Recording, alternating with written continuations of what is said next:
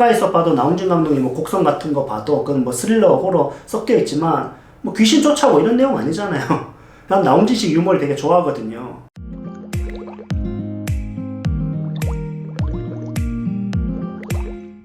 안녕하세요. 레스포케아트 연극영 원장 이상민입니다. 이 전문사 그 문제가 이제 공개가 됐는데 시험을 받고 면접까지 봤잖아요. 이거에 대해서 파악하는 게 굉장히 중요합니다. 왜냐하면은 이 문제 유형이 그 뒤에 있을 예술사 유형에 상당히 영향을 주고 또 바로 직전 연도에 영향을 안 줘도 그 다음 연도에 또 영향을 주고 이렇게 상당히 분석할 가치가 있기 때문에 지금 현재 예술사 시험을 준비한 학생이라면 반드시 이 전문사 기출에 대해서 파악을 해야 됩니다. 그래서 전문사 문제는 공개가 안 되는데 제가 또 시험 본 학생들의 도움을 받아서 어떤 식의 기출인지를 좀 분석을 해드리도록 하겠습니다. 일단 조건부터 한번 보죠. 주인공이 지하철을 타고 목적지로 향한다. 2번 시간대는 출퇴근 시간이고 오전 7시부터 9시 사이다. 주인공 A는 예상치 못한 인물 B와 맞닥뜨린다. 인물 A와 B는 3개의 직업군 중 하나로 설정해야 된다. 뭐 취준생, 경비원, 교사, 미취학 아동, 방문 요양사, 공인중개사. 장르는 호러와 멜로 중 하나를 고른다. 주요 인물은 3명 이내로 설정한다. 무려 6가지의 그 조건이 나왔습니다. 문제 1번 위 조건을 활용하여 단편 영화 20분 이내 시놉시스를 쓰시오. 간단하게 시놉시스니까 너무 이렇게 소설적으로 디테일한 묘사가 나오기보단 간단한 여러분이 시놉시스 형태로 구성하면 되고요. 그러니까 시놉시스는 좀 여러분이 이제 간결한 그 줄거리 위주의 글이라고 생각하시면 돼요. 근데 거기에 약간 디테일을 덧붙이는 건 상관없습니다. 그 다음 2번 A, B 캐릭터를 설명 각각 하시오. 요거는 이제 따로 완전히 여러분이 그냥 이런 문제는 반복되기 때문에 이건 아예 그냥 접근하는 방식을 갖고 접근해야 되는 문제고요. 단순히 그냥 캐릭터를 설명하기보단 우선 정보를 줘야 됩니다. 이 남녀인지, 나이가 어떻게 되는지, 직업이 어떻게 되는지. 그 다음에 이 스토리와 관련돼 있는 주인공의 어떤 목적 또는 목표 또는 행동의 어떤 근거들. 그리고 더 나아간다면 결핍. 캐릭터 설명을 잘 쓰는 건 캐릭터 설명만 봐도 이 어떤 이야기적인 중요 어떤 갈등이나 또는 이 중요한 어떤 컨셉이 잘 보이는 거예요. 그렇게 해서 너무 이렇게 디테일한 정보를 막 쓸 필요 없습니다. 뭐 빨간색 귀걸이를 항상 착용하는 걸 즐긴다 이런 거 있잖아요. 그런 게 중요한 게 아니라 등장인물의 어떤 이야기적 중심 이야기 또는 중심 소재와 그 얽혀있는 주인공의 어떤 관계, 목표, 또 결핍 또는 그 주인공 움직이게 하는 힘 이런 거에 대해서 여러분이 서술하는 게 좋다고 저는 봅니다. 그다음 3번 가장 중요하다고 생각하는 쇼트를 설명하시오. 장면에 있어서 여러분의 연출적인 컨셉과 그 표현 능력 그런 것들 얼마나 집약적으로 문장을 통해 전달할 수 있는가 또는 그림을 통해 전달할 수 있는가. 그래서 여러분이 연출적인 어떤 감각을 갖추고 있는지를 평가하는 문제이기 때문에 최대한 그 장면에 있어서 그 여러 가지 갈등 요소나 연출적인 여러분의 컨셉이 잘 드러나는 장면을 골라서 서술하거나 또는 그림을 그리거나 서술과 그림을 동시에 보여주거나 하면 되는 문제입니다. 자, 하나씩 해설을 한번 해보겠습니다. 일단 이거는 전형적으로 요즘에 계속 반복적으로 나오고 있는 특히 작년 한여종 예술사 문제랑 되게 비슷하죠. 그러니까 문제가 돌고 돈다는 거예요. 관점이나 그 문제가. 그래서 해설하는 게 이제 도움이 되는데 일단 지하철을 타고 목적지를 향한 중이라는 거에서 제일 중요한 단어는 지하철입니다. 여러분이 이 지하철이라고 하는 공간은 제가 판단하기에는 좀 응용의 대상이라기보다는 완전히 막 무슨 미래 세계의 무슨 새로운 지하철, 뭐 지구의 멘틀에 막 이렇게 접근하는 지하철 뭐 이런 거 안 해도 되거든요. 그러니까 이 지하철은 개성 있는 지하철을 좀 원하진 않는 것 같아요. 제가 좀 가르쳐 보는 결과. 그러니까 이 지하철은 그냥 지하철이길 좀 원하는 것 같아요. 그러니까 약간 응용의 대상이기보단 지하철이라는 공간적 제약을 좀 주는 거죠. 그게 의도에 좀 더 강합니다. 뭔가 이렇게 여러분이 외부에서 글을 준비하거나 이런 것들 좀 차단하기 위한 목적도 좀 있고요. 그리고 무엇보다도 이 지하철이라고 하는 폐쇄적 공간을 어떻게 잘 활용할 수 있는가 연출적으로 교수님들은 거기에 관심이 많죠. 그럼 자 동그라미 쳐보세요. 지하철 이걸 어떻게 하면 잘 쓸 수 있는지를 검증할 수 있는 방법을 알려드릴게요. 여러분이 쓴 글이 지하철을 동그라미 치고 바꿔보세요. 공항 또는 바꿔보세요. 학교 또는 바꿔보세요. 뭐 병원 이 바꿔도 여러분의 글이 전혀 문제가 없다면 여러분은 지하철을 잘 활용한 게 아닙니다. 그러니까 지하철이란 건 지하철이라는 특징을 여러분 이야기에 필수적으로 활용될 수 있어야 된다고 저는 봅니다. 그 다음 이번 시간대, 이것도 재작년에도 나왔죠. 이런 기출이. 재작년에는 몰에서 어떤 특정 시간에서 벌어진 일이라고 나왔잖아요. 그거 굉장히 비슷하죠. 2년 전 기출이랑. 근데 이게 출퇴근 시간이란 말이에요. 그러면 이것도 역시 교수님들이 아마 이번 그 전문사 글에서 이런 공격 받을 수가 있었다고 생각해요. 그게 왜 출퇴근 시간에 이러한 일이야? 너 이야기가 어떻게 이게 출퇴근 시간에 벌어진 일이야? 출퇴근 시간에 사람들이 엄청 많을 텐데? 이런 내적 논리에 이렇게 그 반대되는 부딪히는 거를 피해야 돼요. 그러니까 여러분이 조건을 이탈한다는 건 생각보다 조건을 막 안 지키는 학생은 별로 많지 않아요. 근데 이 조건을 너무 이렇게 그 조건이 갖춰야 될 내적 논리를 막 붕괴시키는 경우가 오히려 더 위험합니다.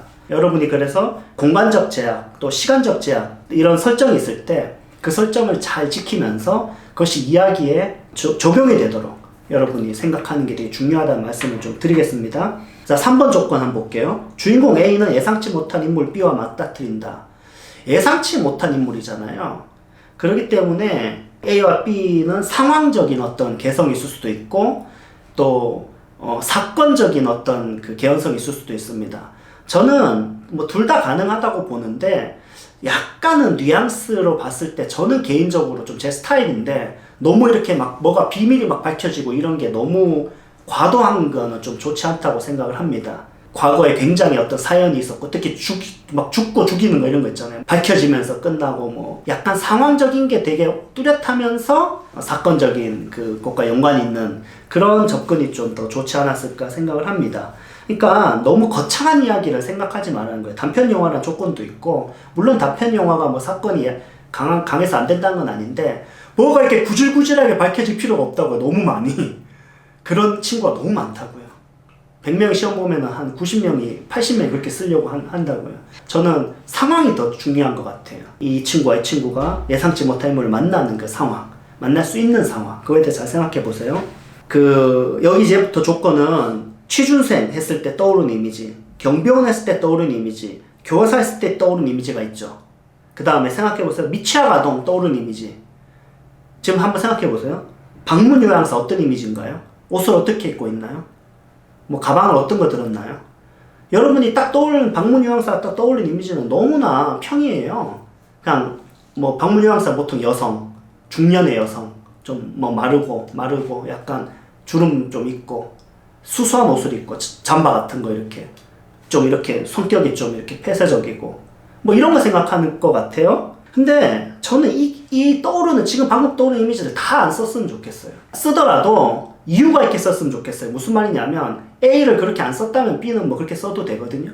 약간 그런 밸런스는 필요해요. 왜냐하면 모든 캐릭터가 다 개성이 있어야 되는 거 아니니까.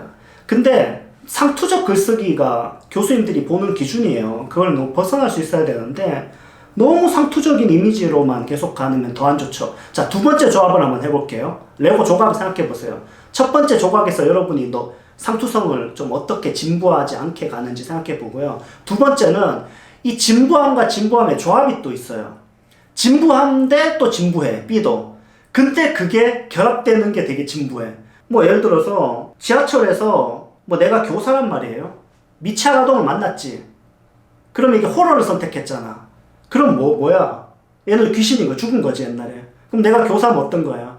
옛날에 뭐 학교 폭력을 막 방치했던 거야. 그래가지고 그 학교에 덮었던 거지. 걔네 엄마가 굉장히 부자거든. 도의원이거든.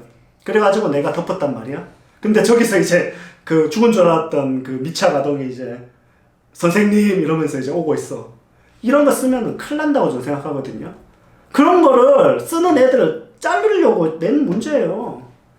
그러니까 생각해 보세요. 각각 직업군에 있어서의 접근. 이 직업군과 직업군이 만나는 상황에서의 접근.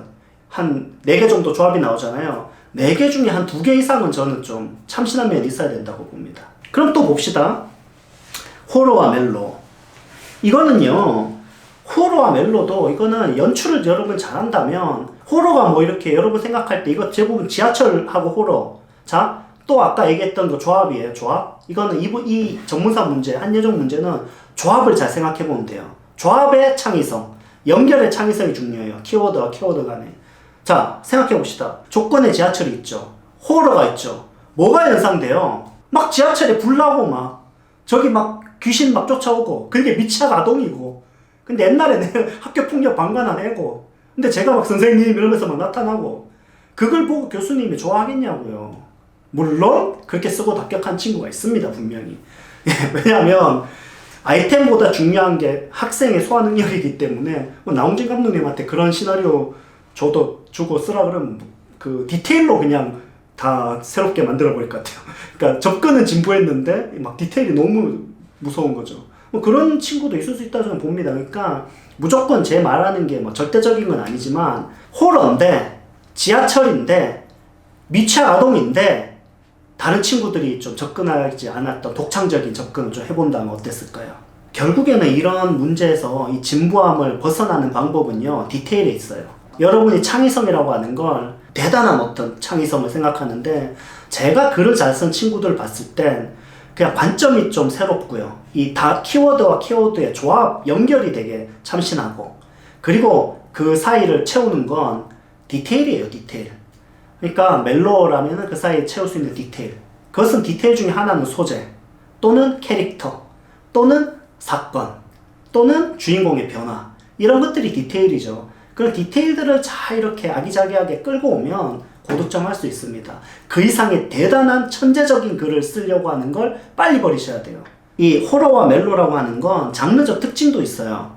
교수님들이 이번에 전문사에서 제일 많이 물어보신 게 본인 글이 어떤 면에서 호러적인 요소를 거의 있다고 생각해요. 그 호러라는 거에 있어서 여러분의 어떤 접근법, 또 장르적인 어떤 이해, 그것을 연출적 이해 이런 게 되게 중요하다고 생각하거든요. 그냥 덮어놓고 그냥 호러니까 뭐 귀신 같은 게 쫓아오고 이런 게 호러입니까? 저는 호러는 되게 다양한 접근이 있을 수 있다 생각하는데요. 그냥 저는 가까이서 봐도 나홍진 감독님 뭐 곡성 같은 거 봐도 그건 뭐 스릴러, 호러 섞여 있지만 뭐 귀신 쫓아오고 이런 내용 아니잖아요.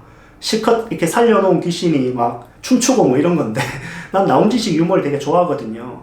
호러 속에 유머가 있어요, 여러분. 그런 거 생각해 보셔야 돼요. 교수님들은 이 호러라고 해서 너무 단편적으로 접근하는 학생들을 굉장히 싫어할 것 같다는 생각을 많이 했습니다. 그리고 또 중요한 게 한예종이 요즘 연속적으로 계속 이렇게 시놉시스 쓴 게 나오고 있거든요. 이 2000자씩 쓰는 훈련에 너무 익숙해져 있으면 안 됩니다. 짧게 쓰는 연습이 더 중요합니다. 짧게 써서 길게 하는 건 쉽거든요.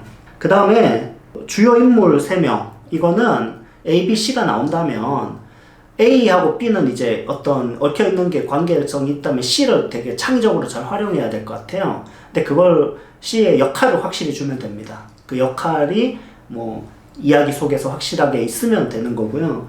다만 이제 너무 묻혀 있으면 좀 좋지 않을 것 같습니다. C란 캐릭터가 나온 이유가 있거든요.